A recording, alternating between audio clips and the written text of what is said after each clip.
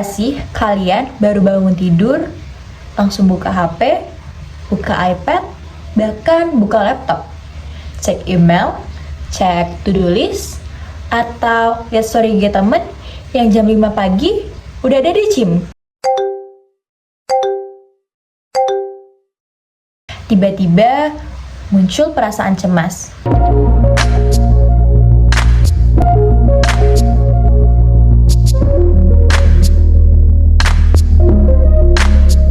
Perasaan yang merasa bahwa kita ketinggalan.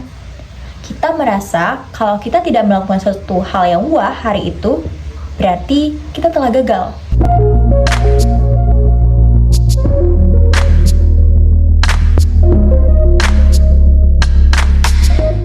Itulah benih toxic productivity, di mana produktivitas bukan soal untuk mencapai suatu target, tetapi soal bagaimana cara kita memvalidasi diri. Toxic productivity itu ibarat kita lagi lari di atas treadmill yang terus bergerak. Kita lari sekuat tenaga, tapi kita nggak kemana-mana. Kita cuma merasa harus terus bergerak.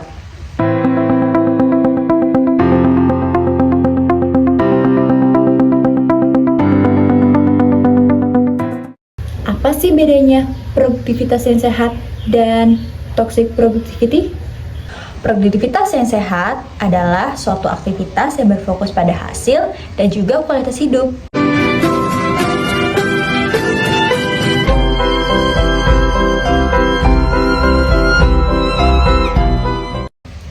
Sedangkan toxic productivity adalah fokus pada aktivitas yang terlihat sibuk dan juga seseorang akan merasa bersalah jika dia tidak melakukan apa-apa.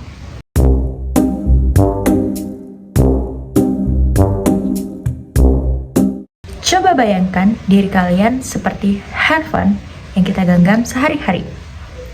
Jika sisa baterai handphone 5%, apa yang akan kalian lakukan? Yap, betul, mencari charger. Kita akan mengisi dayanya hingga 100% agar dia tidak mati. Anehnya, kita tidak melakukan hal seadil itu kepada diri kita sendiri.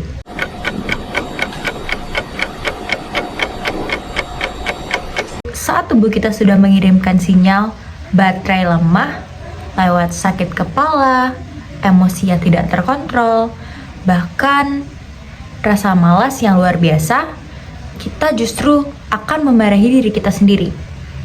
Kita bilang, ayo dong, masa gitu aja capek sih? Malu nih sama yang lain.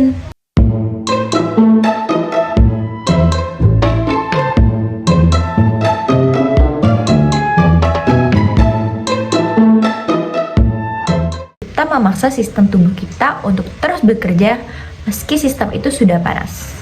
Padahal, produktivitas tanpa istirahat itu bukan suatu progres. Itu adalah penghancuran diri sendiri secara perlahan.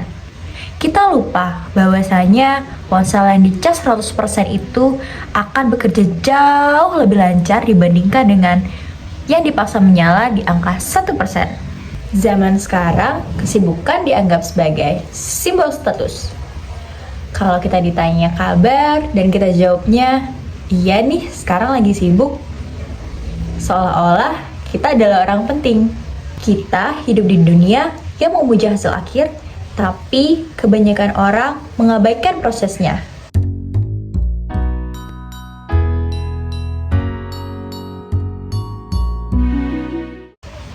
Kita melihat kesuksesan orang lain di media sosial, tapi kita tidak tahu apa yang telah mereka lalui, bisa dengan begadang sampai larut malam, atau mengabaikan diri mereka, bahkan hingga mengabaikan orang-orang yang ada di sekitar mereka. Kita merasa harus menyamai standar itu setiap hari, setiap jam, bahkan setiap detiknya. Coba kalian ingat, apakah kalian pernah mengalami hal ini? Yang pertama, istirahat yang melelahkan. Pas lagi libur, otak kalian tiba-tiba keingat kerjaan. Bukannya refreshing, malah makin pusing, karena kalian ngerasa kalau kalian lagi buang-buang waktu. Yang kedua, kesehatan nomor sekian. Tidur cuma 4 jam dianggap keren.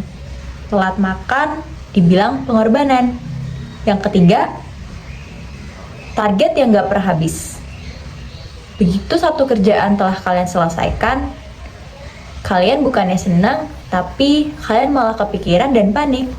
Habis ini kerjain yang mana lagi ya?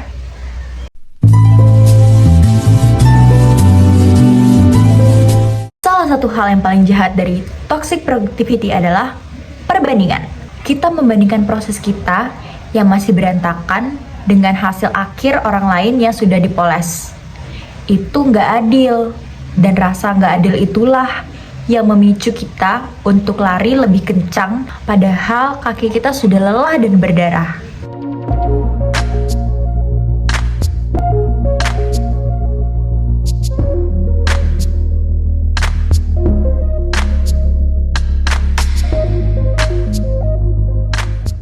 Kita hidup di era di mana kita bisa melihat achievement ataupun kesuksesan yang diraih oleh seseorang di media sosial.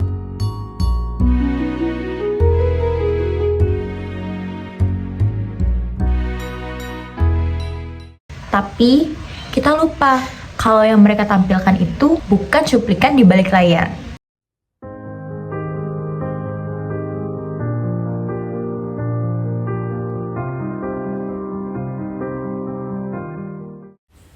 Lalu, bagaimana sih cara mengerem toxic productivity ini?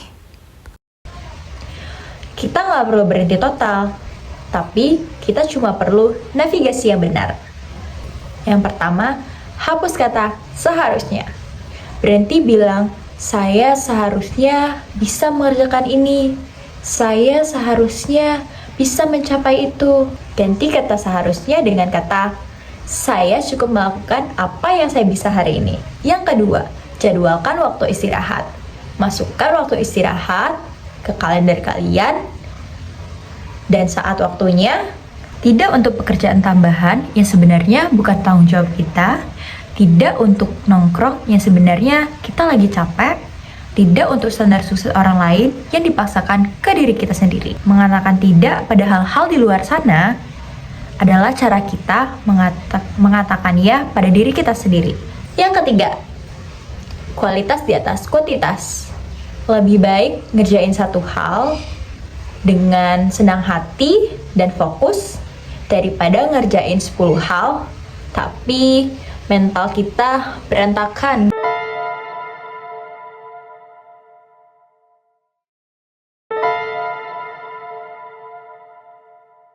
Kalian harus ingat satu hal ini. Kita ini manusia, bukan mesin. Mesin aja butuh downtime untuk beristirahat. Apalagi kita. Hidup itu bukan kompetisi, siapa yang paling capek di akhir hari.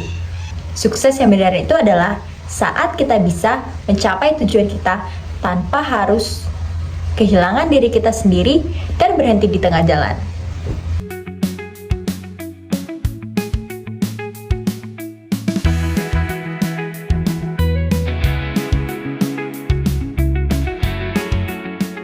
Jadi, coba kalian istirahat sejenak. It's okay to do nothing for a while.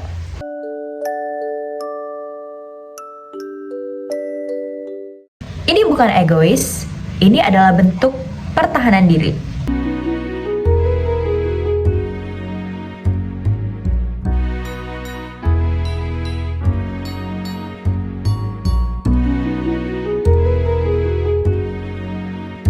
Ingat satu hal ini, dunia akan terus berputar tanpa kita. Dunia akan mencari penggantinya dalam hitungan minggu, hitungan hari, hitungan jam, bahkan hitungan detik. Kamu berharga bukan karena apa yang kamu hasilkan, tapi karena kamu adalah kamu. Sekian, terima kasih. Sampai jumpa.